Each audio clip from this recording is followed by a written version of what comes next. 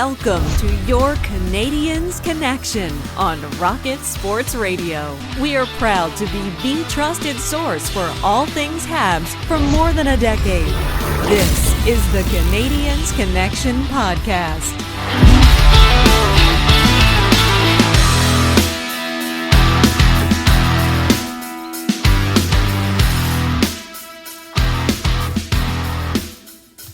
Hello, everyone. Welcome to the Canadiens Connection Podcast here on Rocket Sports Radio, keeping you informed, engaged, and entertained. My name is Michael Spinella, and I'll be your host for the next hour. This is episode 281 of the Canadiens Connection Podcast, and I'm very pleased to be joined in the studio by my co-host, the editor of the Hockey News Montreal, the founder and the president of Rocket Sports, Mr. Rick Stevens. And Rick, how are you doing today? Doing great, thanks, Michael. Thanks for the introduction. And how are you doing? I hope was it a quiet week for you? It was supposed to be a week, a break week, a bye week, the All-Star break week, but lots of things happening, and we're happy to run them down all in today's show. It's a busy show, as it turns out. This first show of February, where you're watching who's the Fred the Marmot. I think they all said it's going to be an early spring. Okay, yeah, that would be nice. Certainly facing some hockey game withdrawal this past week. Montreal only playing one game, and it feels like it happened a long time ago. Feels like it. And, early spring, I don't know. That just means that the hockey season's come to an end. So I'm a little bit bittersweet, maybe. Well, you can go to a game in your shorts. How about that? Yeah, that's fair. I can do that. All right.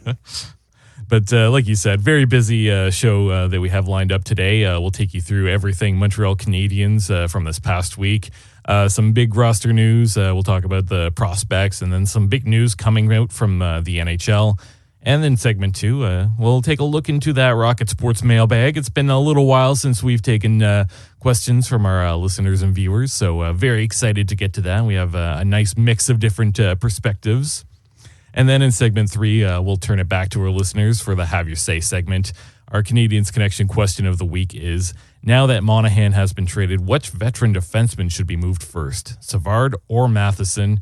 And for people that might be interested in letting us know their thoughts on that, or just any thoughts, comments, and questions in general, what's the best way for them to do so, Rick? Well, I think that our listeners know that they can text us. They can text us 24 hours a day because they've been doing exactly that and filling our text inbox, and we'll get to that, as you said, in the second segment. If you have anything to say about the Montreal Canadiens, about this show, about thoughts that are going on in your head, text us at 585-3-ROCKET, the Rocket Sports text line, 585-3-ROCKET. You can also reach out to us on our social media. Just make sure you're following at Habs Connection on Twitter, Facebook, and Instagram. Also, we have a website, canadiensconnection.fm. And please make sure that you check out our comprehensive pregame previews and postgame recaps for every Montreal Canadiens game at thn.com/Montreal. That's the hockey news for Montreal. And here's what's happened since we've been gone. And like I said, just the one game. It feels like it happened a long time ago. Going all the way back to January the 27th, Montreal visits Pittsburgh, and they lose in overtime 3-2. Habs went up 1-0. Then the Pens tied at 1-1. Habs then go up 2-1. Then the Pens tied up 2-2. And in overtime, it's Marcus Pettersson who makes no mistake finding the back of the net. The Pens find a way to muster a win, although they never had a lead in this one. Solid start from Jake Allen in this one. I don't think you could have asked for much more from your goaltender. I think you're absolutely right. Marty St. Louis was really happy with the work of Jake Allen, talking about keeping his team in the game, and said, especially when they were under siege, and said something that Jake Allen must be wondering about. Again, not getting the goal support that he needed. It was, Jake Allen was terrific in this game. The shots 33-27. That's not a big difference for Pittsburgh, but but it was in the quality of the shots. High danger opportunities were 19-9 for Pittsburgh. So Allen standing on his head. And that 2-on-1 that happened, Marcus Pettersson in overtime. Who was the player who made the turnover? That would be Mike Matheson, and we're going to be talking about Mike Matheson, as you mentioned, in our question of the week. The only other thing I want to mention about this game, Lars Eller with his 1,000th game, and in a Penguins uniform these days, a 15-year NHL career. Always liked Lars Eller. Maybe didn't get a fair shake in Montreal, but he looked very happy on this night and got a very Lars Eller-like goal.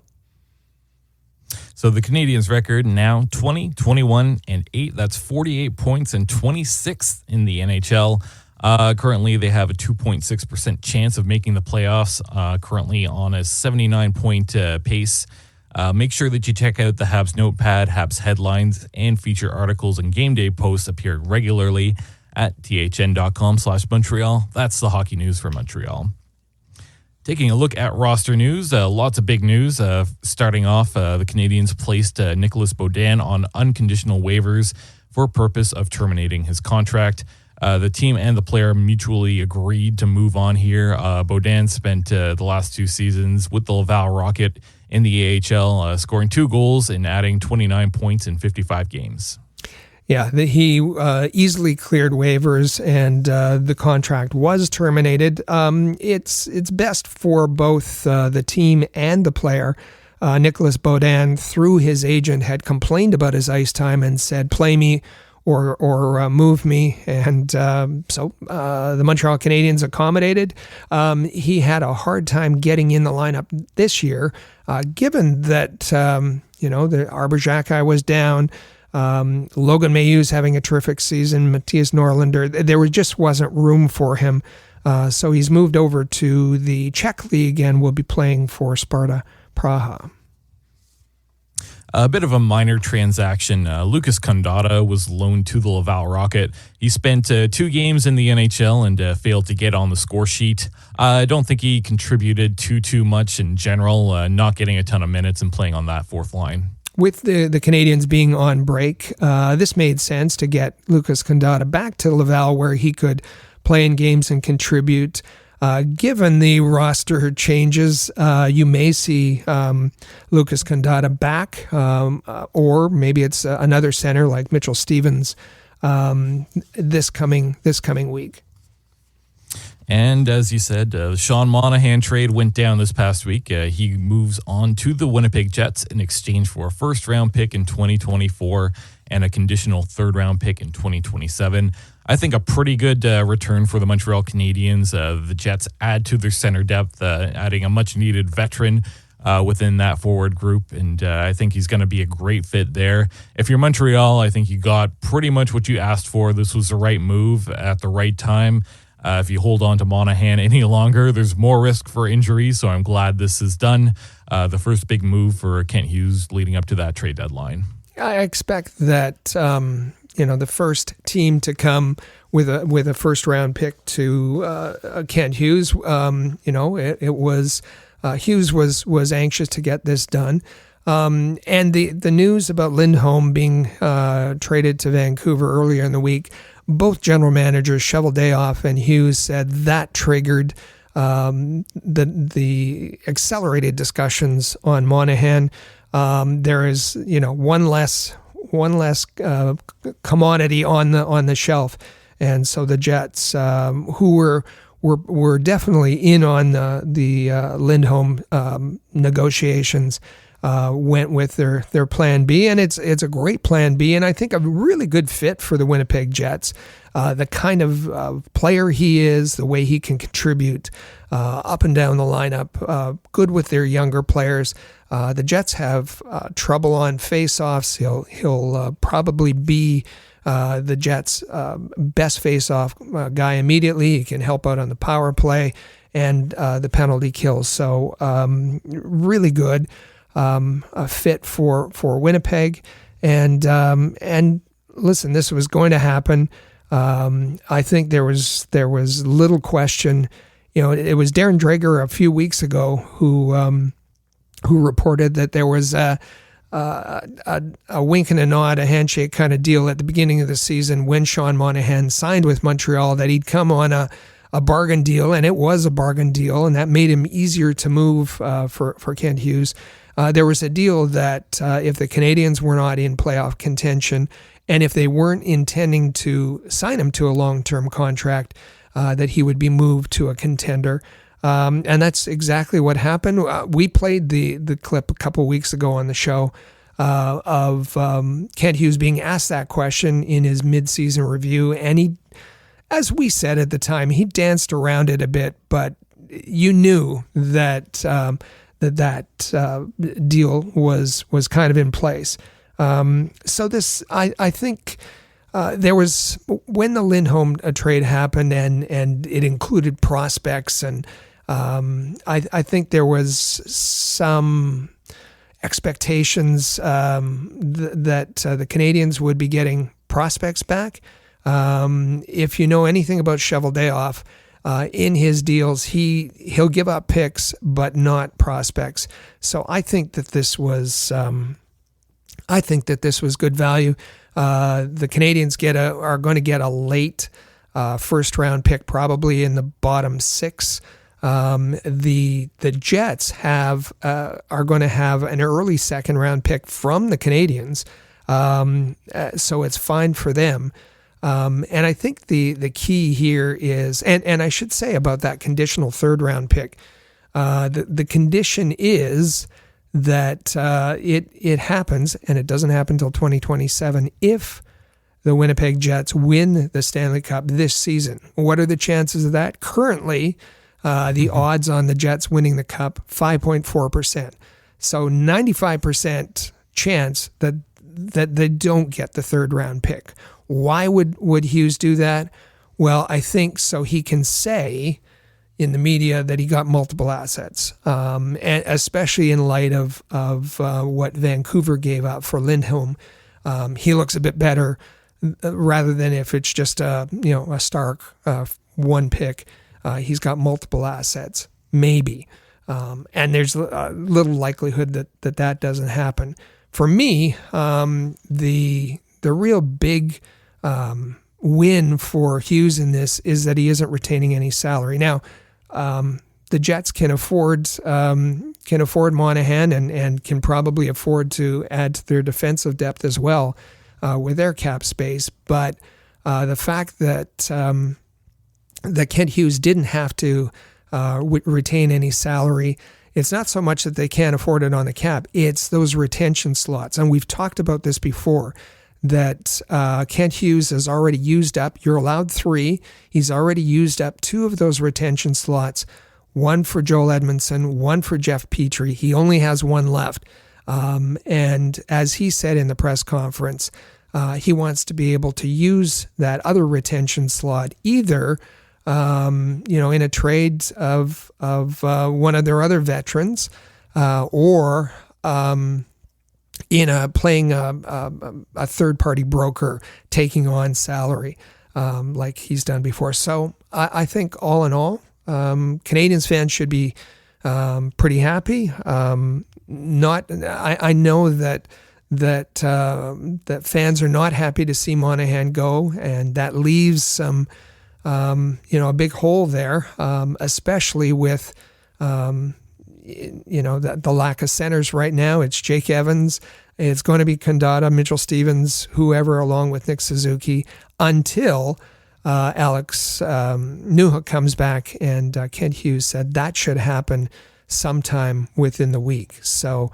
I think be happy that there are 2 first-round picks essentially coming back from Sean Monahan, the maneuverings with Sean Monahan, and this is the kind of asset management we want to see, even though it's hard to see a player who is so loved by his teammates and by fans move on to another team. Absolutely. And of course, like you just said at the end there, Montreal acquiring Sean Monahan with a first-round pick from the Calgary Flames just in order to help them get his contract off the books. The intention the whole way, I think, was to flip out Monahan and getting a first-round pick back for him. Essentially turning Sean Monahan into 2 first-round picks is absolutely phenomenal asset management from Kent Hughes. It was unfortunate that he couldn't be flipped out last season. I know the injury got in the way, but things did come around and work out. Signing Monahan to his cheap deal and then being able to turn him around for the exact return you want. I think A+ to Kent Hughes for this move. Yeah, I think it's great, and he still has room to move. There's still opportunity to move a veteran defenseman, to move a Jake Allen, to move other parts of his lineup, and yeah, we want to see him do that. Absolutely. And on that note, I think it's a good time to get to our Habs prospect report. It's time for the Rocket Report. The Rocket Sports Media Team is your premier source for information about the Laval Rocket, the AHL affiliate of the Montreal Canadiens, as well as Habs prospects playing in the CHL, NCAA, and leagues around the world. Bookmark thn.com/Montreal to follow our comprehensive coverage of Canadiens prospects. So each week we like to highlight a Montreal Canadiens prospect, and this week we're going to shine the spotlight on ZSC Lions forward Vinzenz Rohrer. Currently over in the NL, he has 15 points in 41 games. That's actually a significant drop to his numbers in the OHL last season. But of course, this is a much more difficult league. His head coach over with the Lions is actually former NHL coach Mark Crawford, and he's been very complimentary of Vincenz's play. This past week, there was an article in The Athletic coming from Arpin Basu, who took a deep dive on Vinzenz Rohrer. He talked about his development path and some of the reasons why Rohrer decided to leave the OHL as Ottawa 67s to go play in the NL. Some of those reasons include the lighter schedule, allowing him more time to train and develop more NHL-ready body. Furthermore, he's got a 2-year contract over with the Lions, so Montreal will have plenty of extra time to evaluate this player. And it just so happens that his coach, Mark Crawford's brother, works for the Habs in the pro scouting department. He's actually the director of pro scouting, and one Eric Crawford. So certainly the Montreal Canadiens are keeping an eye on this player, and Mark Crawford has actually been complimented as being one of the few guys in the NHL that doesn't hesitate to play some of the younger players. It can be a very difficult league for prospects to play in, and I think that Vinzenz Rohrer is not a very flashy prospect. He might not even be a top 10 prospect on the Habs, but certainly a hard worker, really good attitude, and somebody that we like to keep an eye on. Yeah, and I think a good pick for this week to throw the spotlight on. In Zurich, it's not a junior league, it's a men's league, so he has much tougher competition, and that's good for him. He is... I think when you watch him on the ice, and Michael, you've interviewed him. We've had the opportunity to talk to him. He's very cerebral. He's mature beyond his years. It's that hockey sense. It's his smarts that are going to be very helpful for him as he pursues a career in the NHL, and it'll help him. Pick up the on ice skills that he needs to make that transition. Yeah, of course. And I think it's worth mentioning, too, that those European ice surfaces are a little bit different. I know sometimes players can have trouble transitioning between the European ice and the North American ice. So perhaps there's a bit of a transition for Vinzenz going from playing in the OHL last season and then heading over, playing on a bigger ice surface against tougher competition. A lot of older players there as well. So I think this is going to be interesting for his development. Not a typical development path for this player, but I think this is the right one at the right time for him. And he'll have plenty of time. He'll get plenty of ice under Mark Crawford. So it'll be interesting to see what the Habs decide to do with this player. Yeah, definitely. And also coming out of big news coming out of the NCAA, Boston College goaltender Jacob Fowler was named Hockey East Goaltender of the Week. He's having a remarkable season in the NCAA. Currently, his goals against average is .221 and a save percentage of .925. His record 19-4-1. So certainly one of the I think probably Montreal's best goaltending prospect at the moment is Jacob Fowler, and big congrats to him. Well, and won both games of that Boston College versus Boston University series. He was in net. And Boston University, prior to that 2-game series, was the number 1 team. Boston College number 2. Fowler picking up 2 wins. And as you said, named Hockey East Goaltender of the Week because of that performance. But also, now we're into February, he was named Hockey East Goaltender of the Month for the month of January. So he is having a terrific season, his freshman season in the NCAA. Some news coming from the AHL. Gordie Clark will be inducted into the AHL Hall of Fame on Monday. This is a player that comes all the way from Glasgow, Scotland, so I know that's not super common, so certainly a big congratulations to Gordie Clark there. He was drafted by the Bruins and ended up having a very nice career playing in the AHL. There's a really nice article by Patrick Williams on the AHL site if you want to know more about. There are 4. This is not only the NHL All-Star break, but it's the AHL All-Star break. They're having 4 inductions on Monday into their Hall of Fame. Gordie Clark, as you said, born in Scotland, but came at the early age of 3 to New Brunswick. And had a successful AHL career since then. He has gone on to be a scout, the director of player management for the New York Rangers, and has had positions in a number of different teams. But it was in New York with the Rangers where he had a connection with Jeff Gorton. That he and Gorton worked on the rebuild. Remember, they sent out the letter to their fans and said they were going to embark on a 4-year rebuild. They were able to make the playoffs in 2 years, and Gordie Clark, a pro scout and director of their player personnel, was a big part of that. Then after his stint in with the Rangers, he said, "That's it. I'm retiring. Heading to Florida. Tired of scouting in the cold rinks. Tired of the minor leagues. Going to Florida for golf and pickleball and all those good things." And he got a call from Jeff Gorton, and now with the Montreal Canadiens, who said, "Hey, could you come out as a consultant? I don't really know my scouting staff.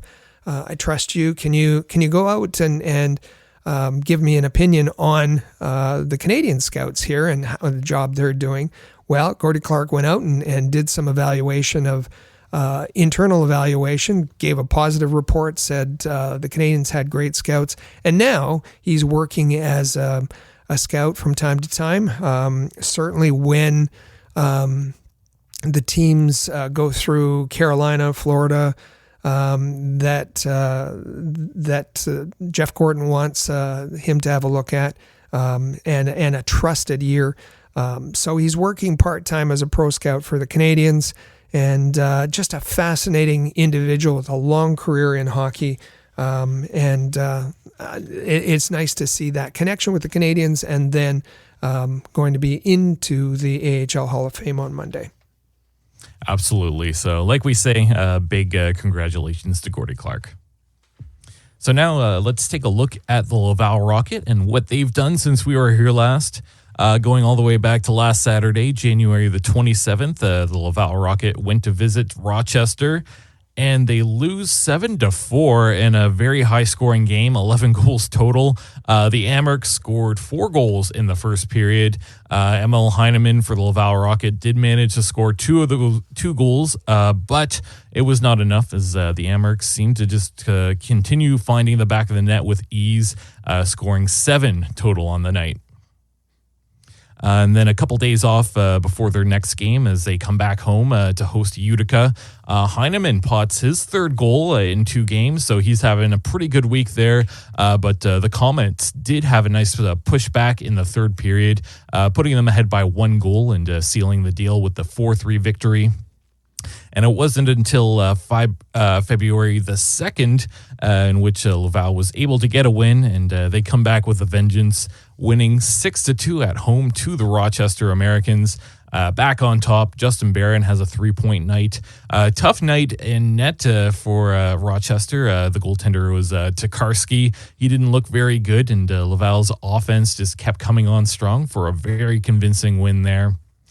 With that, Laval's record is now 19-17-4-2. That's a .524 points percentage, 19th in the AHL. So they've had a pretty good month of January there. I think fell off a little bit towards the end with those 2 games. But last night they came back and started to look pretty good once again. Well, it was interesting because they were on that winning streak and then last weekend ran into a bit of a roadblock.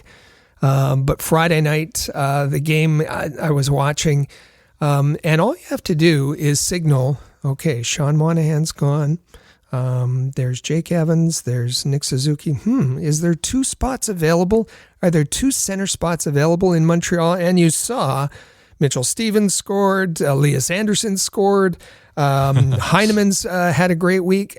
So there seemed to be some auditions going on Friday night, and it's funny the way those kind of opportunities motivate the players, and sure, they're looking for a call up, they're looking for a look in Montreal, and that really seemed to boost the Laval Rocket on Friday night. And they'll have a couple more chances to try and impress, potentially one of them getting the call up at some point here. Laval has 2 upcoming games within the next week. The next one is tonight, Saturday, February the 3rd, as they host Rochester once again. And then they hit the road on February the 9th to go visit Toronto. So those should be both really good games, and rivalry within the division, that's always pretty fun. For sure. Looking one league down in the ECHL, the Trois-Rivières Lions, Montreal's affiliate down there. They've had a bit of an up and down season. They were great out of the gate. Then they started to slump a little bit. A bit of a mixed bag this past week. On January the 27th, they visit Adirondack. They win 2-1. And then on the 28th, as part of a back-to-back, they visit Worcester and they win 4-2. So pretty good start there. But then on Friday, February the 2nd, they host Worcester and lose 6-2. I guess a bit winning week for them. That's certainly an improvement there. But that 6-2 loss, they did not look great whatsoever. So a couple of standouts. Joe Verbetic and net had a couple good games in there, and Yakov Novak stands out as one of the better forwards. Trois-Rivières record currently 19-21-2-2. That's 10th placed in the Eastern Conference. And did you know that we handle the hockey news for the Quebec Maritimes Junior Hockey League, THN.com/QMJHL. And we like to highlight an article every week. This week, there's a pretty good article that was put out. And Rick, what could you tell us about it? Well, an inspirational story, I'd say. It's the kind of story that goes beyond hockey, certainly. And Jacob Newcomb had a diagnosis, a cancer diagnosis, took time off and needed to attend to that, rang the bell, and with his cancer in remission. And January 18th was his return to the Cape Breton Eagles, boosted the team, a great story. And that's the story that I'm going to point to and feature this week on the THN.com/QMJHL site. Very worth your time to go and take and have a read. Absolutely. So if you're looking to find all of our content about Canadiens prospects, head over to THN.com/Montreal. And if you're looking to find the best English language coverage of the Quebec Maritimes Junior Hockey League, head over to thn.com/QMJHL. And now it's time to get to our quotes of the week. Both of these quotes relate back to the Sean Monahan trade. The first one comes from Kent Hughes. And Kent, with Sean Monahan now gone, who's going to replace him? Our whole team.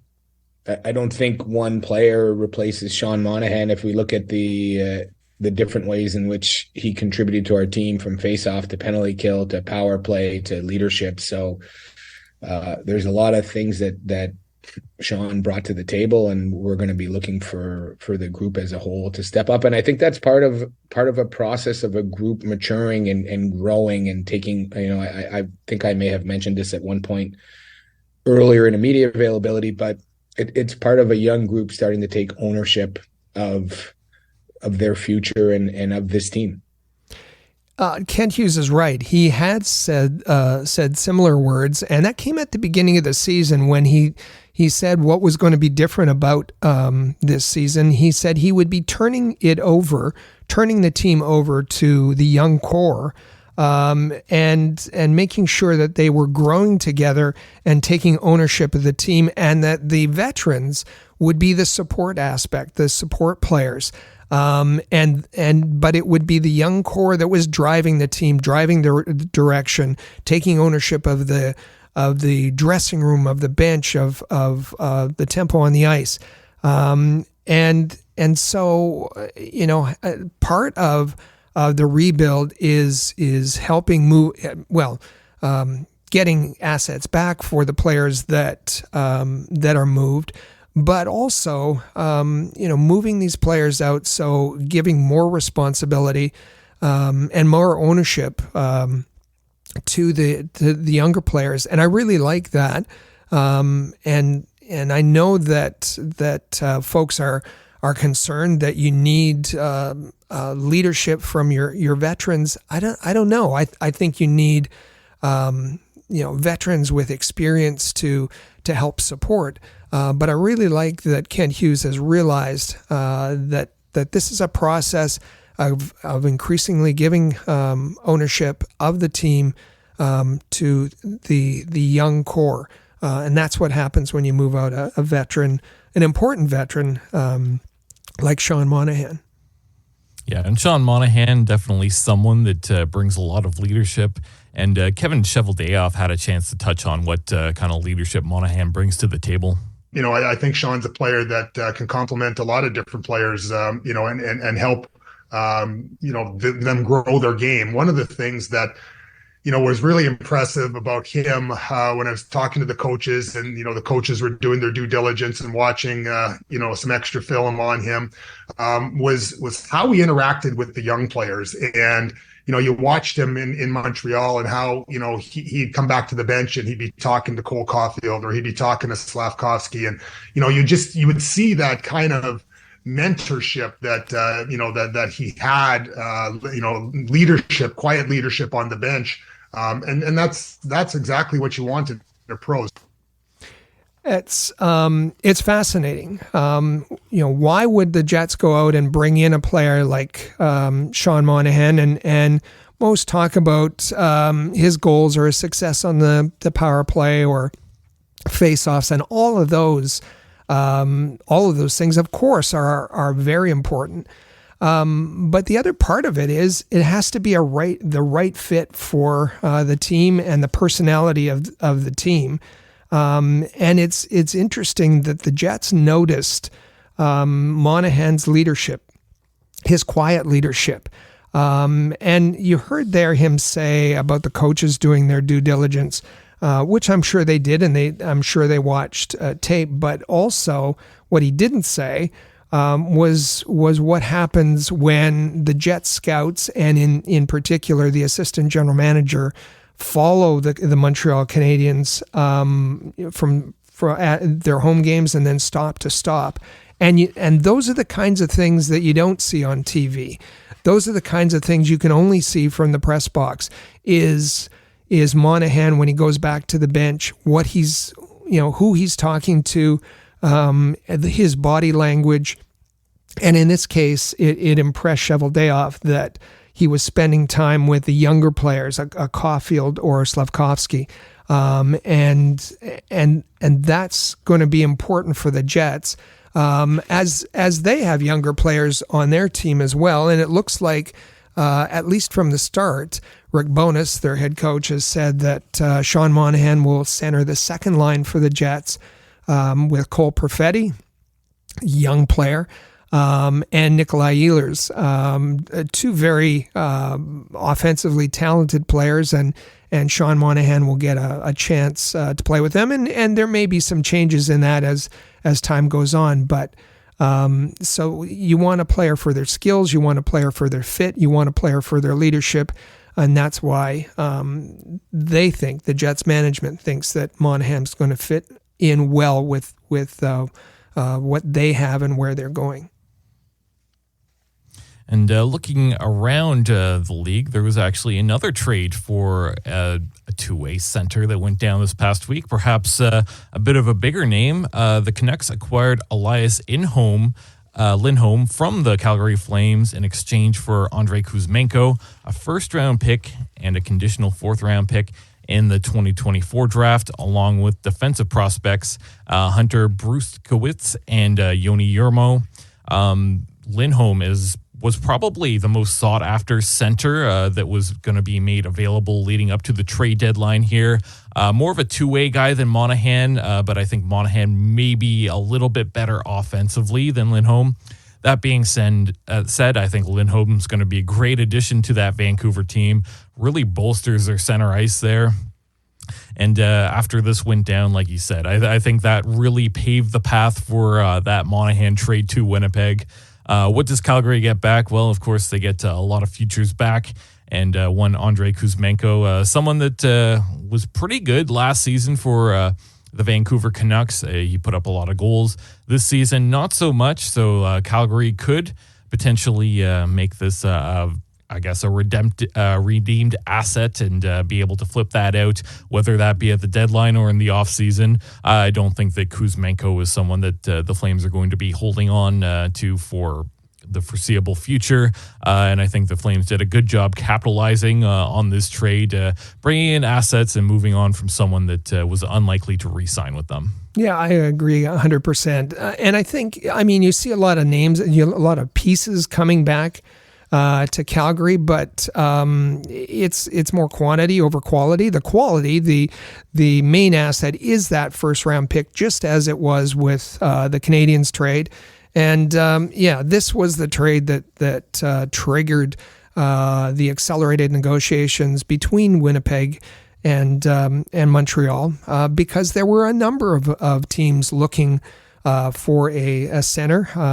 Vancouver and Winnipeg at the top of the list, but also Colorado. Boston's been talked about. The New York Rangers, although the chilly atmosphere between the Rangers management and the Canadiens management means that was unlikely to happen. And even Edmonton is said to be looking for forward help. So this was an important trade in that it got things going, and we'll see what other moves now start to happen with both Vancouver and Winnipeg getting the players they wanted.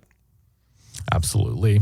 A little bit more news coming from around the NHL. The National Hockey League announced the 2025 NHL Four Nations face-off. So that will include Canada, USA, Sweden, Finland. I think we've talked about this a little bit before it was made official.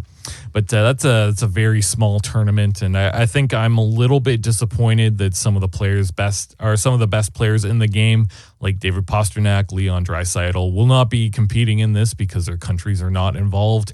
But nevertheless, looks like next year we will get some international competition. It's been a long time since I think we've had this, and with the NHL involved, right? It is. And I think the focus on the four primary teams, Canada, Finland, Sweden, and United States, as you said, kind of coyly gets around the Russia question, and probably that's the reason they did this.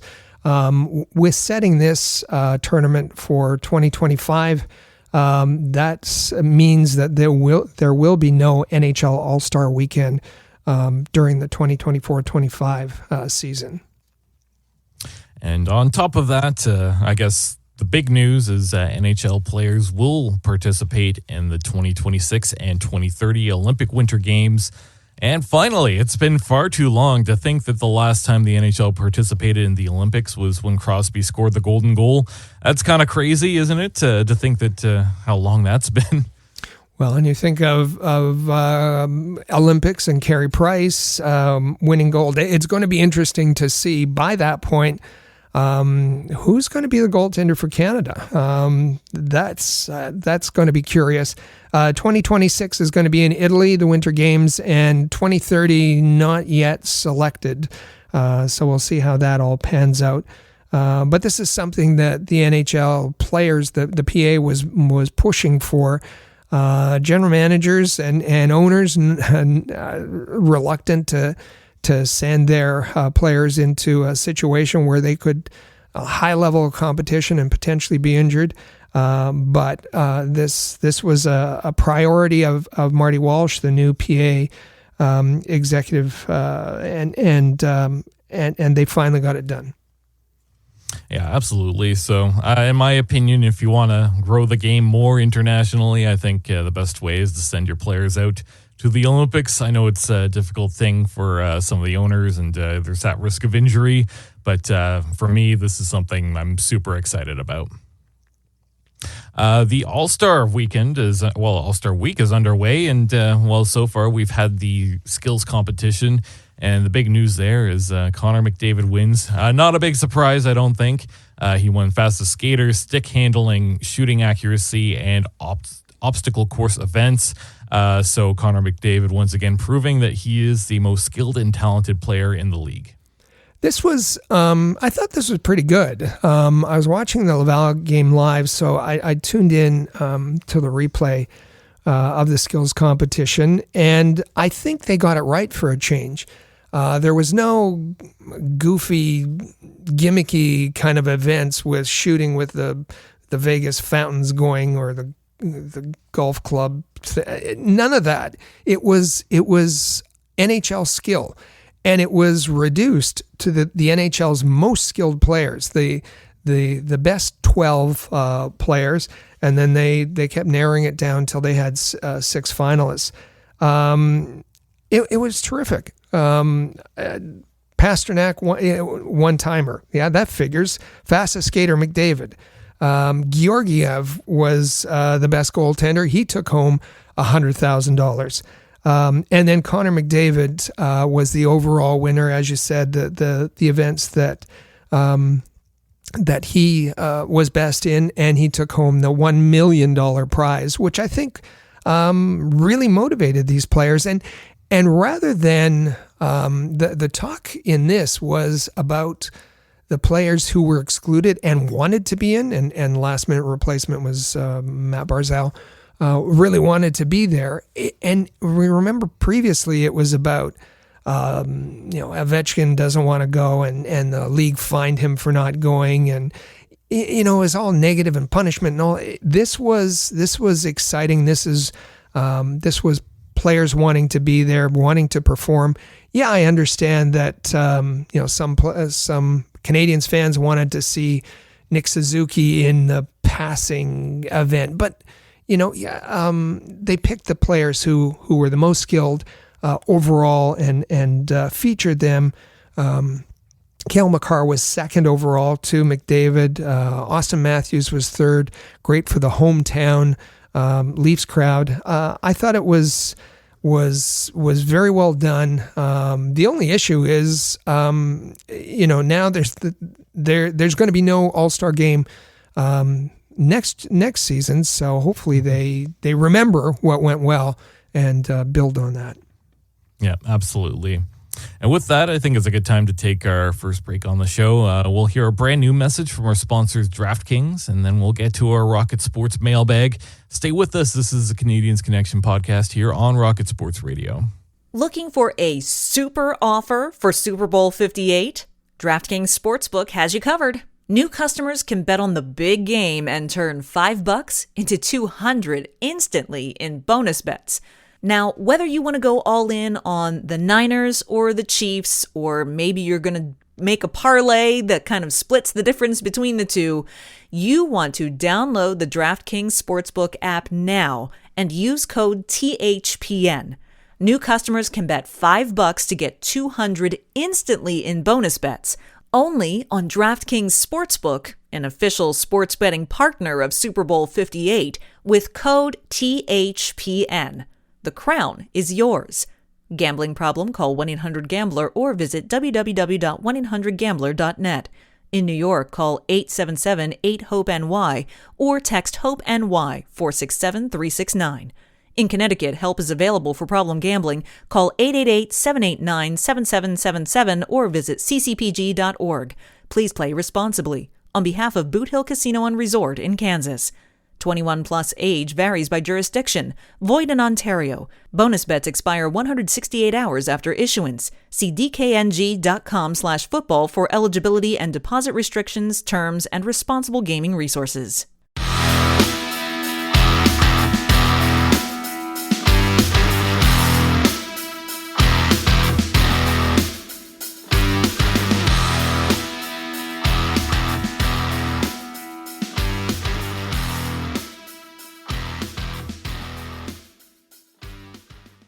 Canadiens Connection podcast here on Rocket Sports Radio. I'm Michael Spinella. You can find me on Twitter at the Spinella. With me in the studio is our president and founder of Rocket Sports, Rick Stevens. Make sure to give him a follow on Twitter at Rocket Sports.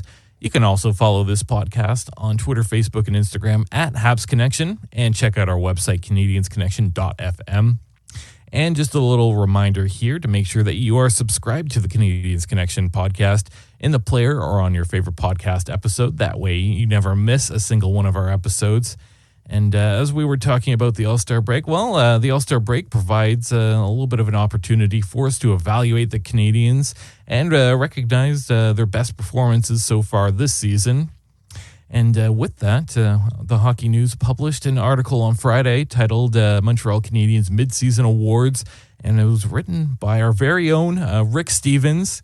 And I'll have an opportunity here to take a look through and see if there's anything that I agree or disagree with. I'll highlight just a few of those. And Rick, are you ready for me to tell you what's what? You're going to correct me on all the things I got wrong. This was an interesting exercise for the Hockey News. The Hockey News asked each of the site editors for the individual teams to put together mid-season awards. And interesting exercise in that obviously, the Montreal Canadiens players aren't in the conversation for the NHL overall awards. We're looking at a team that's going to finish, as you said earlier, with likely 79 points or in that range. But it was looking at who have performed best in all the categories that you usually think of. NHL awards, end of season awards, and trying to think about where they performed over the first 49 games or so. Yeah, absolutely. And honestly, looking through, this is a great article. I recommend that everyone who hasn't checked it out yet, take a look through and see what you agree with and don't agree with. But I think I agree more than I disagree, and it seems that one Sean Monahan is taking the king's ransom of trophies home. He seems to be winning the most awards. Two of those awards that I very much agree with him winning are the Hart Trophy and the Bill Masterton Memorial. Makes sense that Monahan would win that Hart Trophy. I know stats-wise he's not necessarily on top, but he was just so consistent, and he drives a lot of those plays. I think he made a lot of the players around him look much better than they necessarily are. So I certainly agree with him taking home the Hart. As for the Bill Masterton Memorial, we all know that Monahan has had some injury problems over the last few seasons. He missed a large chunk of last season with a season-ending injury as well, but upon return, he's come back, and it's looked like he's missed absolutely no steps, so certainly proving his dedication to the game. I agree with both of those, but are you ready for the one thing I don't necessarily agree with? I'm absolutely ready. Hit me. Yep, go ahead. Yeah, so obviously there are certain awards like the Rocket Richard that are statistics. You can't argue those. Those are set in stone. But the Norris Trophy winner, and I'm actually surprised you went with this pick in Mike Matheson. I don't mind it per se, but looking at Montreal's D, I don't know that I feel the same that Mike Matheson has been the best defenseman on this team. I'm actually leaning more towards either Caden Gooley or nobody necessarily winning this award. You look at the D that they have, I think that the D has been fine, but a lot of mid D, a lot of guys that fit in NHL rosters, but not anything spectacular, if I'm being honest. My leaning towards Gooley, I think that he's not necessarily stood out, but he's been good enough within his own zone, and I think he's been relatively consistent over this season in terms of his in-zone play. He's still developing and looking like one of the better defense for sure, but that's edging out Mike Matheson by just a little. I'm guessing you chose Mike Matheson based off of some offensive numbers. Well, typically, when you look at the Norris, that's kind of how that award has been, presented in the past. Is based on offense, and there's been some argument that there should be a defensive defenseman award in the past. I really like what Gooley has done, and I think that. He's on track, certainly, to be the Canadiens' best defenseman. He's had the way he's been handled, put on the right side. I think that's hurt him a little bit. His unnatural side. I want to see him get back on the left as soon as possible. With the Norris Trophy, reading the article, you can tell that I kind of held my nose and picked Mike Matheson, certainly for his points, his power play points, his ice time, he's right up there. But his defensive play, his turnovers have been awful. And so, this was, I fully understand and see where you can make the argument for Gooley. This was a difficult one for me to choose. Yeah, I think that's fair as well. Reasonable enough to rationalize that. Hopefully not too off topic, but I do feel like, at some point the NHL could have a most offensive defenseman and best defensive defenseman award, split that up a little bit.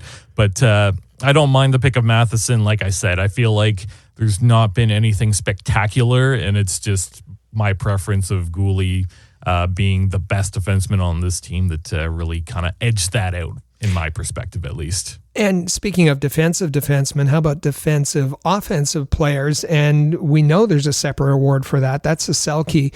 And I think here's another award that was difficult for me to choose. And I want to hear our listeners, I want to hear their opinion. Reach out to us, 5853-ROCKET.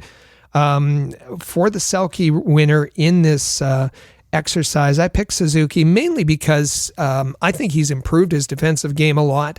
I think that he's got a tough role. He plays against the opposition's best players, but it's he doesn't have glowing stats there either. And there could be an argument for Sean Monahan and the work that he does on the penalty kill, and he may have been for the first 49 games, the Canadiens' best defensive player. That was really a toss-up for me, and partly, I think, because Sean Monahan, as you said, was cleaning up on all the awards. I spread it around a little, but let's hear from our listeners. Actually, let's hear from them on all the awards, but particularly the Norris and the Selke. So now I think it's a good time that while we're talking about our listeners, that we reach into that Rocket Sports mailbag. Always nice to hear from our listeners and their thoughts on our podcast here. The mailbag was just kind of jam-packed with questions and a lot of comments. Most of those centering Arbor Xhekaj, the trade deadline, Patrick Waugh, and of course the next Canadian Stanley Cup. So with that, Rick, are you ready to take a reach in and see what all of our listeners had to say to us? Let's do it. So first one coming from Kingston, Ontario. Connor reaches out to us. Connor says, great show, guys. I really liked your comments, Rick, on how Patrick Waugh seemed humble in his press conference. if he has changed as a coach / person, the big question is, can he be a successful coach in Montreal? So, of course, Patrick Roy, the brand new head coach for the New York Islanders, and he recently came to Montreal and was behind the bench for the Islanders, faced off against Canadiens in a losing effort. But the question is, could Patrick Roy be a successful coach in Montreal? I'll start this one off, and I'll send it over to you right after there, Rick. But I think this is pretty interesting. I think he is going to be a successful coach in most places he goes to. I think he's really changed in the past few years. But in Montreal, what worries me is the Montreal media. I know that Patrick Roy, since his time in Colorado, has learned that he should be more of a coach and less of a manager. That was something that he talked about in one of his media availabilities. He's coached many teams with a high degree of success. He's coached on teams that he used to play for, like Colorado. He's coached for his hometown Quebec Remparts in the QMJHL. He's won a Memorial Cup with them. Now he's working for Lou Lamoriello, so he's certainly someone that I think has faced a lot of pressure and faced being in the public eye quite a bit. I don't think that there are many things that Patrick Roy cannot do, but I think that, in my opinion, this might be more about how the Montreal media would handle the situation of having him as a coach in Montreal. I'm just not sure how that would go, and I feel like the media might get in the way of Patrick Roy's success in Montreal. I think that's fair. And interesting in Connor's question that he said the big question is, and it is a big question. I think not only the media, but just the atmosphere, the expectations in Montreal may change the way that Patrick Roy approaches, and that the Islanders situation is different. How is it different? Well, listen, Pat, we've said it before. We said it last week. Patrick Roy is a big personality. We saw that when he was the coach of the Colorado Avalanche. He was a powder keg, I guess is the best way to phrase that. He expressed it off. He's a passionate guy. He's a passionate coach. He's passionate about hockey. What I liked him when he had his media availability was that he was calm. He talked about how much he's going to learn. That he wants to be a better hockey man. He wants to be a better hockey coach. And so, yeah, of course, there was the stop with the Remparts with a Q in between. And so that's perhaps mellowed him somewhat or had him learn. But I think the environment with the Islanders, with Lou Lamoriello, he mentioned Jacques Lemaire as well as looking forward to them being mentors. The influence is, we saw it in his look. He shaved his beard. He was clean shaven. Mm-hmm. We haven't seen that Patrick Roy for a while. That's Lamoriello's influence. And is going to, bring that humility out of Patrick Roy. And yes, I would be afraid that the pressure, the expectations, the media, all of that would fuel the negative parts of Patrick Roy. And there are a segment of Montreal Canadiens fans that want a coach that's going to come in and kick ass and be explosive. A Pat Burns kind of coach. I think that only works. I don't even know if it works in today's NHL, but if it does, it only works for a very brief period. So I don't know the answer to this. Can he be successful in Montreal? Not if the media.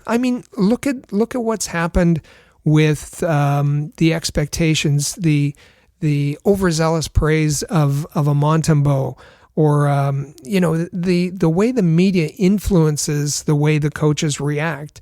I don't know if Patrick Roy could resist the temptations to his dark side. And that's said in fun, but I don't know if I can answer this question. I think it would be very difficult for him to be a head coach in Montreal. Yeah, I think that's very fair. Next question comes in from Elias in Shawinigan, Quebec. Elias says, wait, 5 years for a cup? WTF. I say it will be 2 years max. Habs have the best prospects and the most draft picks in the league. They have found their number one in Monty, and MSL is a genius. Best in the NHL. Rick, I'll let you start off with your rebuttal. Shawinigan's passing out the Kool-Aid. Fans who are excited about this team, excited about the direction of the team, excited about the personnel and the prospects and the coach and everybody, the more the better. But there has to be some realistic expectations. We've talked about it. Do the Canadiens have good prospects? They certainly do. We've seen various publications rank them, whether it's 6th best or 8th best or 10th best. Do they have the best prospects? Well, there's no real elite prospects on the way. No, I don't think so. They've got plenty of draft picks to be able to put together for Kent Hughes to use. That's absolutely true. Number one goaltender, Montembeault, no, and that's not even close. He will be in the net until that player arrives, that goaltender arrives. And Marty is Marty. That he has some great qualities as far as inspiring young players and even protecting them somewhat. His X's and O's and he's not able to strategize, pre-scout, do those kinds of normal coaching things. And I think that he is good for this team. Will he be good for a contender? I don't know about that. He certainly hasn't been able to fix the power play. He certainly hasn't been able to fix the penalty kill. There are players that he hasn't been able to reach, a Josh Anderson, for example, and extract his full potential out of. So I think this is great, but it's not going to happen in 2 years. And the number one reason is the Canadiens do not have the goaltending to be a contender, among other pieces, and they don't have scoring there. But the number one reason is they don't have a goaltender to take them anywhere right now.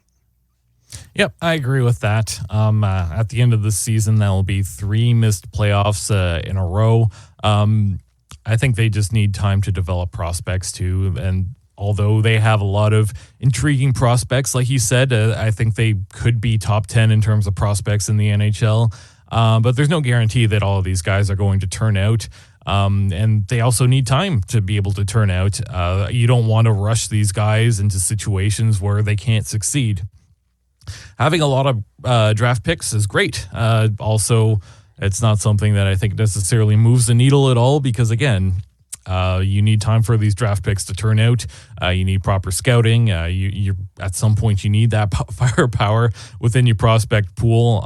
Even if Kent Hughes flips out these draft picks for players, again, there's a lot of different things you have to consider here, the fit and whatnot. The last few players that Kent Hughes has targeted with some high draft picks and Kirby Dach and Alex Newhook. These are guys that have been struggling to stay in the lineup due to injuries, although I think when healthy, they've looked good. Injuries have gotten in the way, so lots of things can't prevent that. Is Monty a starter? I think you said it best. No, he's not currently a starter. I think that there have been some stats in previous season that flattered him. Not so much this year. His goals against average at this point is over 3. He's well into the late 20s in terms of save percentage. And I will go out and point out once again that especially at the beginning of the year, the bulk of Montembeault's starts came against non-playoff teams. So I don't think that Montembeault really is a starter on any other NHL team in the league. And like you said, is Marty St. Louis a genius? Who knows? Probably not, to be completely honest. Like you said, he has a lot of good qualities, but at the same time, I think the X's and O's and some of the systems are starting to hurt this team a little bit, especially defensively. You're starting to see guys regress a little bit. I think that King Gooley would benefit from having a more clear defensive system. I think that Gooley would excel a lot more, but at the same time, I think Marty St. Louis has been good for players like a Caulfield, like a Slavkovsky. That might be what you need now, but down the road when you want to be competitive, probably not the right guy. So best in the NHL, not right now, if I can be completely honest, but I personally would like to preach patience. But I know that there are a lot of fans out there that are pretty passionate, and if you're excited for this team to compete within the next 2 years, and hey, that's absolutely something you have every right to do. Just don't be disappointed when they don't get there. That's all I'll say. That's fair. Next question comes from Roy in Port Elgin, Ontario. Roy says, you talked about trade bait on the show. If Savard is a good teacher for the young D and a good veteran for the playoffs, then why trade him? Keep him for when the Habs are contenders. I like this. It definitely shows that Roy was listening into what we said. But I think the reason why it's important that you move on from Savard, whether it be at this trade deadline, that's what I'm hoping the most, or in the offseason, I think his value is as high as it's going to be as a Montreal Canadien. Yes, I think it's a fair comment that he's been a good teacher for some of the young D, a good role model. But at the same time, the Montreal Canadiens, this is going to be asset management. You need to move on from Savard before the end of the season if you can, and bring back whatever asset that you can. And by the time Montreal is at a point where they're competing in the playoffs, I think Savard's age is going to catch up to him, and he's not going to be the same player that he once was. So I think that's kind of where we are at. And furthermore, if we want to talk about Mike Matheson as the other veteran D on this team, another guy that you could potentially move before the trade deadline or in the offseason. Again, Matheson is doing things this season that I don't think he'll ever be able to replicate, and it's above what he's done in the past. So it's just good asset management, and you need to clear a way for some of these younger D in order to succeed. Yeah, I think that's absolutely right. David Savard is 33 years old right now. What is he going to look like in 4 or 5 years? And he's beyond his prime. When you think about he playing in the 2020-2021 season for the Columbus Blue Jackets, he played 40 games for them, and then the Tampa Bay Lightning came knocking, looking to win a cup, looking to bolster the bottom of their defensive lineup. They brought him in for 14 games at the end of the season. He played 20 games in the playoffs in the final against the Canadiens. And that's what you do. That's what he's effective at. Then the Canadiens have this is his third year with the Canadiens. And certainly he has a good rapport with the defenseman, the young defenseman. But it doesn't, for veterans, look at what Savard did. He came in at the end of the season and he fit right into Tampa Bay. If you think back to the Canadiens, when they were on their cup run, at the end of this, in one season, they brought in Corey Perry and Eric Stahl, along with Carey Price and Shea Weber, who were the leaders of that team. But those players, Perry and Stahl, they didn't need to be with the team for years and years and years to fit in. They integrated into that team right away. They adapted quickly to a specific role, and brought their leadership for that short run. Those players are easy to add. As we said, I think I said last week, add those players, add a Savard or whoever that player is that you're going to need for depth and for leadership. They're easy to pick up. And the Canadiens, rather than selling off these players, they'll be buyers when they're contenders. Those players are easy to add. There's no need to keep Savard on the roster now. Move him and get an asset back. I think that Kent Hughes was asked about David Savard in his press conference this week, and he said, "I have no plans at the moment to trade David Savard," something to that effect, which means nobody's called about him yet. But if they do, I guess I'm in, kind of thing. But yes, you have to move on from these players. Veterans don't need a long lead time to fit into a contending lineup. Yeah, I think that's a great point. Another question comes in. This time it's Kurt from Sackville, New Brunswick. So all the way out on the East Coast. How's it going, Kurt? Kurt asks us, what did the sheriff do to Marty? Why does MSL defend Gallagher but trash Xhekaj? And Rick, I'll defer to you to start this off. Well, there's two questions here. We're going to take both of them together because they both concern an Arber Xhekaj. So in addition to Kurt from Sackville, there's Teta from Montreal, and I'll read her comment and question. Someone is making Xhekaj feel like he's not good enough. Let him play. We've seen this before. The coach is breaking his spirit. That is Xhekaj. If management has a beef with Arber, then let him go elsewhere. And it sounds like she wants Arber Xhekaj to stay, but what could they get in a trade for Arber Xhekaj? So we'll take these two together. I think that what did Arber Xhekaj do to Marty St. Louis? I think he took some bad penalties. I think that that wasn't just this season. That was last season as well. But listen, Arber Xhekaj is still an important part. I don't think that sending him to Laval should have been a surprise. Listen, Arber Xhekaj wasn't drafted, made that jump directly from junior to the NHL, and probably that wouldn't have happened on a playoff-bound team. He was able to carve himself out a regular spot in the lineup because the Canadiens weren't very good. And there were still aspects of his game, playing defensively, his gap, using his stick effectively, understanding the play that he needed to work on. So he was sent to Laval after recovering from his injury, and that hit that he took against Vegas, and again Barbashev that took him in awkwardly.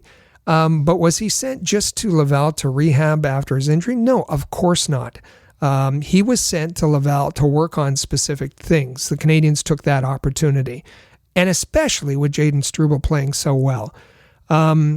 So Arber Xhekaj is going to have some, and when he went to Laval, he wasn't very good. He didn't want to be there. He was surprised. He didn't react well. And I think coming up to the NHL, he hasn't looked good. He hasn't looked like himself. He hasn't appeared very confident. He got scratched for a game. I think all of that's okay. I don't think they're punishing him. I don't think that they hate him. I don't think that they're trying to move him.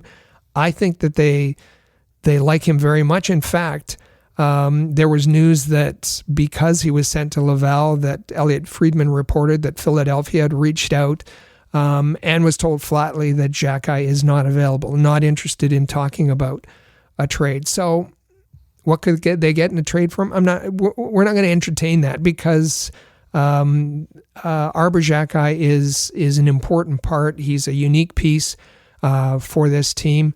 He may not be the sixth defenseman. Maybe he in the future is a seventh defenseman, or however he fits into the lineup. But I don't think that the Canadiens have soured on Arber Xhekaj. Yeah, I think that's fair too. As to why Marty, I guess, called out Xhekaj in the media, I don't think it was necessarily a call out per se. I think that Marty simply was answering the question he was asked. He was asked about the penalties. He said he didn't like it. Xhekaj is still a young player, and perhaps, this is a little signal to him that, you know what, you got to get your stuff together. Why did Marty defend Gallagher? I don't think it was necessarily that Marty ever defended Gallagher per se either. It's more that, you know what, Xhekaj is a young player. He's still learning. He's still developing. And Gallagher, I think at this point, he is what he is. And I'm hoping that was dealt with behind the scenes. So I don't know that Marty's necessarily going out of his way to trash Xhekaj through the media. I think that Marty sometimes his emotions get the best of him, and maybe that you know what, I think it was true that Xhekaj took some bad penalties along the way, and this has been going on for a while. Sending Xhekaj to Laval, I think that's simply what's best for his development, and I think that maybe it was an undeserved call-up to bring him back to the NHL. And like you said, he's not looked great.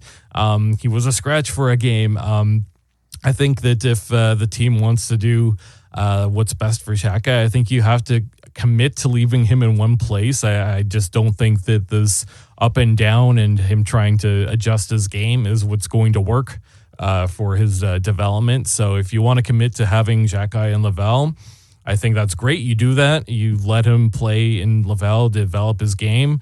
Otherwise, if you want to have him in the NHL, then yeah, that is what it is. He's going to be the player that we've seen. He can have an impact on some nights, but he's not looked great in the NHL those last couple of games. Yeah, and let's wait on it. Let's wait a couple of weeks. And it took him a time to adjust to being in the AHL, and then he played extremely well. He and Logan Mailloux looked terrific and helped turn around Laval's fortunes. So let's see how, because right now it's just his confidence. He doesn't look like he feels like he should be in Montreal, and let him adjust. And after a couple of weeks, if he's still that way, then we can criticize him. The only other thing I'll add to your comments is let's not put Xhekaj and Gallagher in the same basket. Gallagher has earned a longer leash. Gallagher has earned over his long tenure his what he's given to the organization. He has earned the fact that he might get away with a few more things than an Arber Xhekaj, and that's entirely normal. I wouldn't blame Marty St. Louis for the way he's treating them differentially at all. Yeah, absolutely. And one final question is here in our mailbag, and we'll pull this one out. It's from Mason in Abbotsford, BC, so going all the way out to the West Coast. Of course, we have viewers and listeners from all across the globe. Mason asks us, with Monahan out of the way, now Kent can clear the logjam of young defensemen. He's got to move a couple of them at the deadline, with Hudson and Mailloux and Reinbacher arriving soon. Of Harris, Barron, and Xhekaj, which one would you trade? For me, it's Barron. And this is an interesting question coming from Mason. I think that there's been a lot of criticism this season of some of these three young defensemen. Particularly, it seems like both Harris and Barron have become whipping boys to an extent. I don't know if that's been deserved. Right now, Barron is in the AHL, and he's starting to look pretty good. I think Harris has had a nice turnaround to this season. When put in the right position, he's looked pretty stellar as well. And we all know who Arber Xhekaj is at this point. I know Mason said that they would prefer to move on from Barron, but actually out of the three, if you're going to make me choose which one I would trade, it actually might be Xhekaj. I do think that Barron and Harris just have higher ceilings than Arber Xhekaj at this point. And they have different roles on this team. I think that Barron is a good puck mover. I think offensively he can bring it a lot more than Xhekaj can. And Harris is just someone that can come in and be pretty stable in the back end. Whereas Xhekaj right now, I think that there is a very specific role he can fill in, but he's more of a project in my mind. What do you think about this one, Rick? Well, I would just, in general, just respond, what's the rush? Hudson, Mailloux, and Reinbacher they are great prospects, but who knows how they're going to adapt to the pro game, whether that's in Laval or whether that's in Montreal, and why act preemptively? Why act before you have to? I think Harris is really underappreciated. In his role as a third pairing defenseman, especially with Jayden Struble. He's been terrific and is one of the better defensive defensemen with the ability to move the puck as well. He's super smart and I think absolutely underrated, particularly by the fans and media. Barron, a lot is expected of him, and he was tossed out. I like him on a pairing with Caden Gooley, but they were, tossed into a first pairing role, and I think that's a little much at this point. Barron has a pretty high ceiling, as you mentioned. Agree 100%. Had a 3-point game in Laval on Friday night. I'm not, and Jack-Eye is the unicorn. I'm not trading any of these. If I need to trade a player, I'm trading to make room. And I say, what's the rush? If I'm trading a player, it's David Savard, it's Mike Matheson, it's Jonathan Kovacevic. Those players can be traded and free up room if you're worried about making space for the defensemen who are arriving. Yeah, I agree with all the things you just said. If you're, forcing me to pick one of the three, I told you who I would pick. But of course, like you said, there's really no rush on any of these defensemen. And Hudson's going to come and play in the Montreal organization probably towards the end of this season. I'm sure he'll get some NHL games, but there's no guarantee he'll be immediately a full-time NHLer. Mayu's been successful in the AHL. You don't need to rush him there. Reinbacher, I think he's going to be a little ways off and probably not going straight to the NHL either. So like you said, I think preaching patience here, and not a bad thing to have an abundance of young defensemen that look pretty good at the moment. Absolutely. So with that, since you asked us a bunch of questions, well, we have a question for all of our listeners. Our Canadiens Connection question of the week is, now that Monahan has been traded, which veteran defenseman should be moved first, Savard or Matheson? We want to hear from you, and we'll give you some time to think about it as we move into our final break on the show. Make sure that you stay with us. This is the Canadiens Connection podcast here on Rocket Sports Radio. The Canadiens Connection is proud to be a partner of Rocket Sports Media, digital media publishers of sports and entertainment websites. Their mission is to build a worldwide network of sports fans who are informed, engaged, entertained, and connected.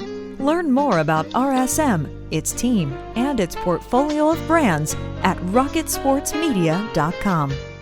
I bet you enjoy sporting your best Habs jerseys, dressing up your kids and pets in the cutest Habs gear, and showing off your decked-out hockey cave or fanning. Well, don't just show your friends, show your Habs. The Rocket Sports Media team wants you to boast your finest pictures for our global network of Montreal Canadiens fans. Include the hashtag #ShowYourHabs when posting your fan photos on Twitter, Facebook, or Instagram. Then log on to showyourhabs.com to see your entries, along with photos and posts from Habs fans all over the world. A proud member of the Rocket Sports Media Network. If you're a business owner looking for the perfect platform to reach a targeted audience of customers, Rocket Sports Media is the solution. Our global hockey community provides unmatched social media reach to an attentive demographic of sports and entertainment fans. We can provide visibility to your company, helping you to engage and leverage this prime group of potential clientele. In addition, we also offer sponsorship opportunities for fan events and featured areas of website content, giving you name and logo recognition. Visit rocketsportsmedia.com to contact us regarding this unique marketing opportunity. For the most trusted source of news, analysis, and features about the Montreal Canadiens, log in to thn.com/Montreal, your year-round source for anything Habs related. That's thn.com/Montreal.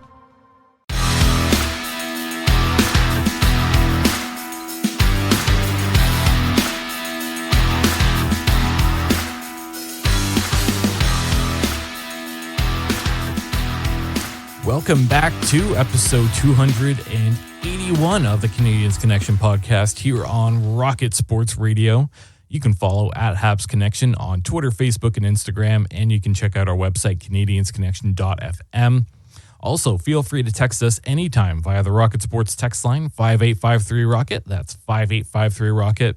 And I love hearing from all of our listeners. We got to pull out the Rocket Sports mailbag in that last segment, and that was a ton of fun to get through. But we do have some more comments coming in from our listeners, and a very special question to ask all of them as well to think about. Rick, it seems like a lot of people have some mixed feelings about the state of the Montreal Canadiens at the moment. Yeah, I think that the honeymoon is over. I think that we're seeing criticisms towards Marty St. Louis. We're seeing criticisms towards players that we've never seen players be critical of, like a Gallagher. We're seeing lots of criticism towards, a Bobrov, that sort of thing. So it's fascinating. But yeah, there's always huge optimism when a new group comes in and takes over. You're ready to put the past aside and give the new regime every opportunity to succeed. And I think it's tough. It's tough when the Canadiens lose a lot. It's tough when they're riding at the bottom of the standings, even with the hope of good draft picks in the future. They're getting a little impatient, and that's when the passion and some of the negativity and the impatience come out. Absolutely. And I think I'm not alone in saying that it's going to be an interesting race to the end of the season for the Montreal Canadiens. And, well, here's where you can find everything you need to know from Rocket Sports. We cover the Montreal Canadiens for the hockey news, and you can find all that content in one place. Just head over to thn.com/Montreal. That's the Hockey News Montreal, and you can find all of our great feature articles, game day posts, and we do a lot of coverage on prospects, especially Laval Rocket. So you'll want to check all of that out. And if you're interested in some more multimedia content, you're going to want to subscribe to our YouTube channel. Just search @AllHabs. You'll be able to pull that up. Hit subscribe as we put out a number of different shows throughout the week. Amy Johnson hosts the Habs Hockey Report show. The latest episode entitled "Should the Montreal Canadiens Trade or Keep This Defenseman?" And "Is Xhekaj in Trouble?" Plus, she hosts the Rocket Hockey Report. The latest episode entitled "There's Plenty at Stake for the Laval Rocket this week." Leave a like, leave a comment, tune into both of those. Those are great sources to keep you up to date with everything Montreal Canadiens and Laval Rocket. Plus, we started putting this show on YouTube, our Canadiens Connection podcast. Last week's episode entitled "To Win a Stanley Cup by 2029. The Habs Need This? Do they have it?" Make sure that you tune into that, and make sure you leave a like and a comment. Hit subscribe so that you don't miss any of our shows on YouTube.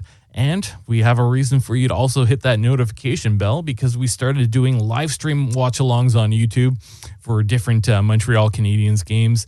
The next one that's coming up is going to be Montreal versus Washington, Tuesday, February the 6th. That's going to be hosted by myself, Michael, along with my Rocket Sports Media colleague, Nathan. There'll be a live chat, so you can leave your comments and questions, get involved in the conversation there.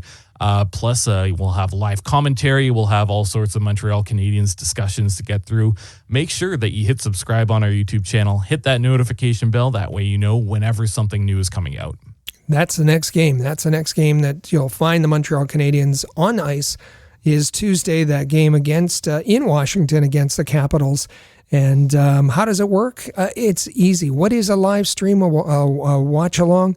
You put the game on TV, you turn the sound down, you fire up your YouTube channel, and there you'll find Michael and Nathan and a plethora of Canadiens fans from all over the world interacting, chatting, asking questions. There's information.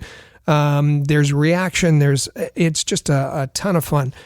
So come out to our YouTube channel. To find the YouTube channel, it's youtube.com/allhabs. Absolutely. And we have a ton of fun doing those. We continue to do those a few times per month throughout the remainder of the season.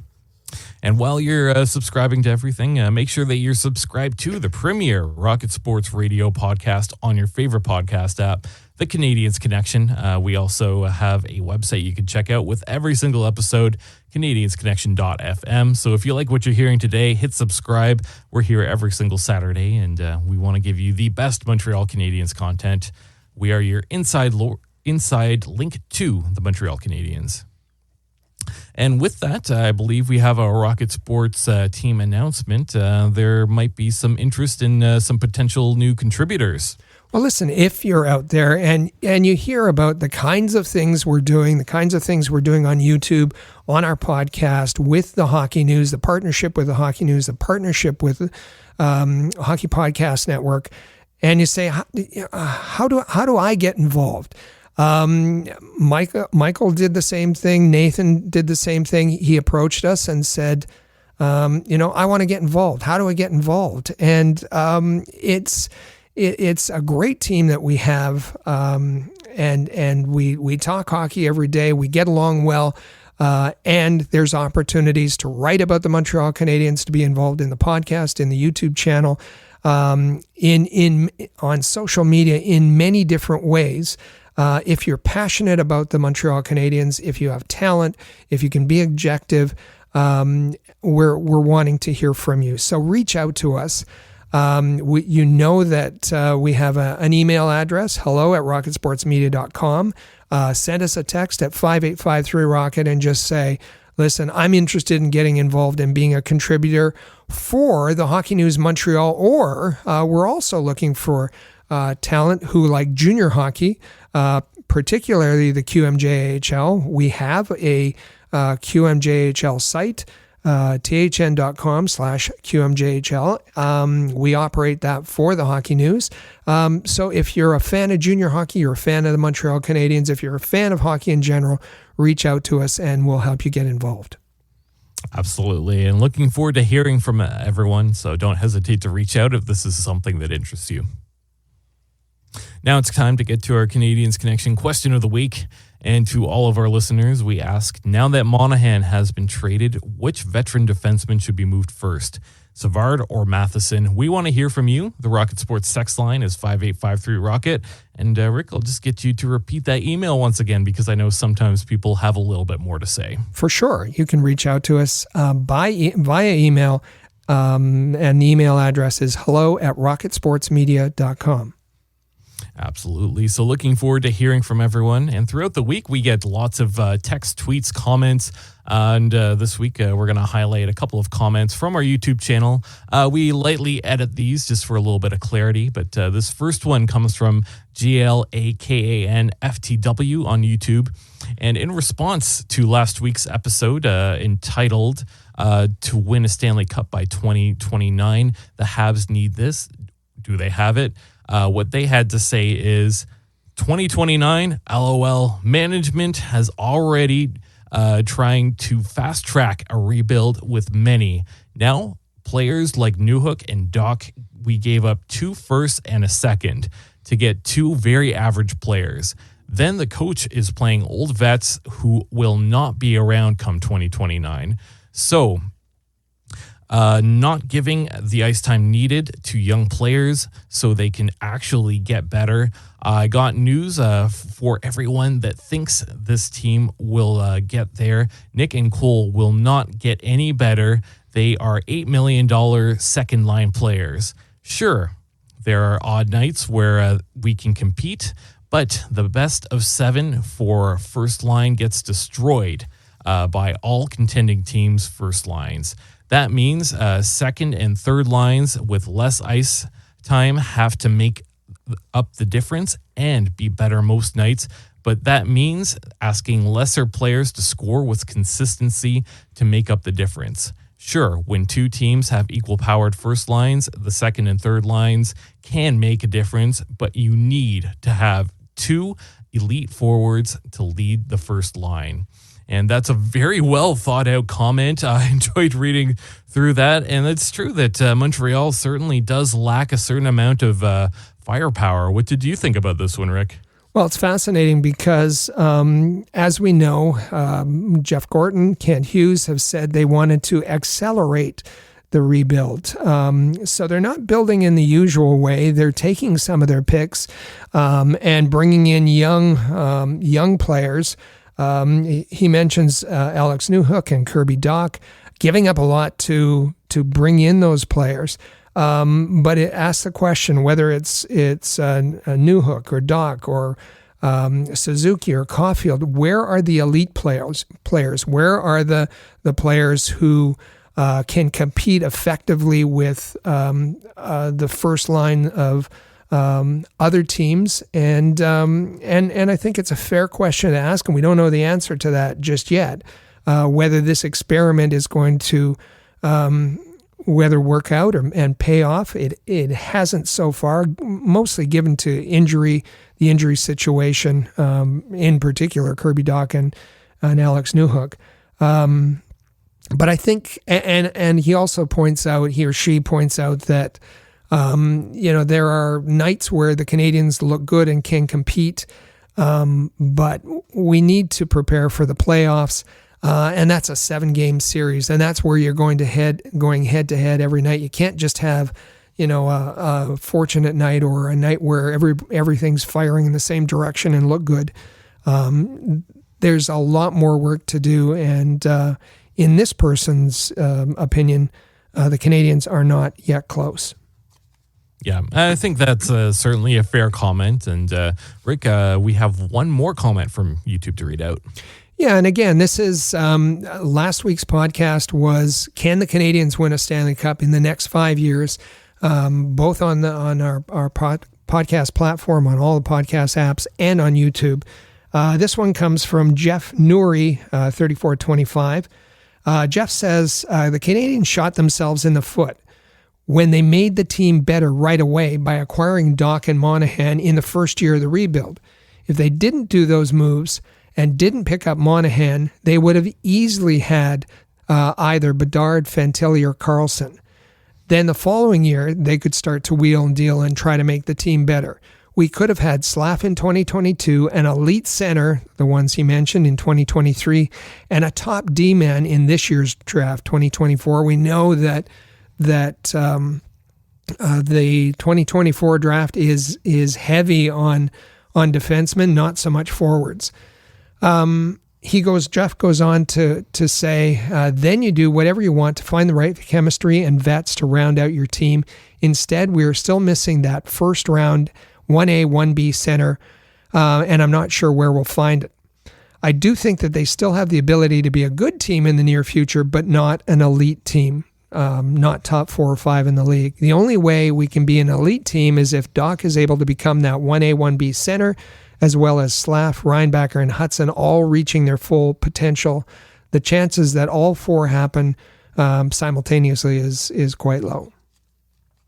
So great comment there from Jeff as well. Certainly a couple of people pointing out the lack of elite talent and star power that's in the pipeline for the Montreal Canadiens, and not a ton of faith for their center ice position, right? Yeah, I think so. I think that what he's saying is these are good players. Suzuki is a good player. Caulfield is a good player. Dach is a good player.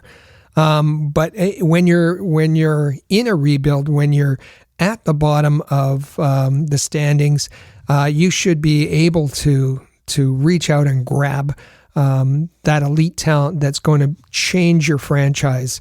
And the Canadiens just haven't done that, even though they've had number 1 overall pick and number 5 overall pick. Yeah, absolutely.